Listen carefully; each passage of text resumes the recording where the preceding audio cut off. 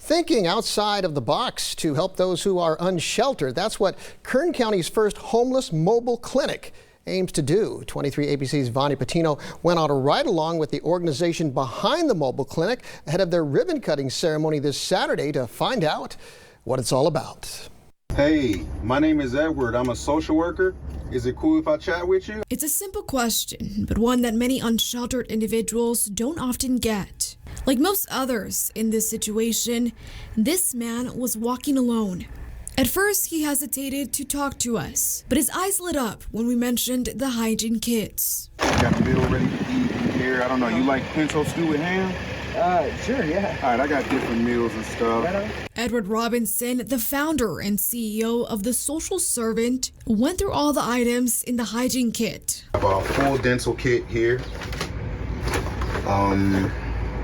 First aid kit. Robinson then continues to the two main parts of this effort. You got Medi-Cal? Yes. All right, so then you can also get Kern Family Health Care. Making sure the person has access to health care, and if so, referring them to the Kern Health Systems, who have launched a holistic approach of care, and is why they funded the mobile clinic to be the boots-on-the-ground organization referring these individuals to the program. The second major part of this endeavor is the engagement, which Robinson says is often overlooked. And it's so important because that engagement is what can empower someone to change their circumstances. He says it's about going beyond just that once-a-year encounter many come to expect during the point-in-time count effort. Hey, man. Thank you. I appreciate it, man. But I just wanted to get your name, man, and Yeah. if you want to stay in contact, I can come meet you up regularly. Make sure you got what you need out here. The goal of this project was for Robinson to engage 100 people by the end of the year, but it's only been a couple of months and he's already halfway there. I want people to know, like, hey, they're here to help.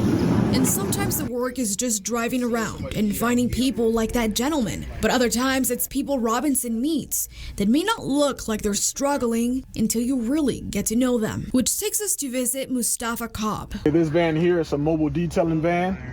I use it to clean vehicles around the city.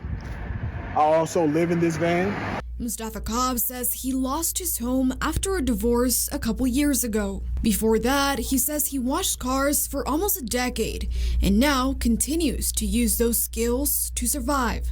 I got all the basics and everything that I need to get the job done. As far as me living in here, it's not very comfortable. I don't require much to be comfortable. So I just create a little space in the back and I lay down every night. But just by looking at him, you may not know that is Cobb's reality. Robinson, who specializes in helping unsheltered folks, hired him to clean out the mobile clinic when he got it and had no idea. Since then, Robinson has been bringing Cobb any resources he can and continues to check in on him. And I ain't gonna lie, it is tough for me as far as getting shelter because it does cost a lot to get a place to live nowadays. So in that aspect, yes, it is tough. And says he's doing his best to just keep money coming in, fighting this stigma that unsheltered people are lazy or don't want to work. My prices are very reasonable because I'm not really, to be honest, I'm not really looking to get ahead. I just want to stay busy every day. I just want to get up and have something to do. I figure with these prices, I'll always stay busy. So. Cobb also shared he is usually skeptical of accepting help, but felt a genuine connection with Robinson, for who this mobile clinic is a full circle moment. My story, I was once homeless also. That time period without a home led Robinson to join the Army, and now has led him to this point, looking to give back. That's pretty much all we're trying to do is pay it forward and help people secure self-sufficiency, greater self-sufficiency, basic life resources. That's our mission. In Bakersfield, Vonnie Patino, 23 ABC News, connecting you.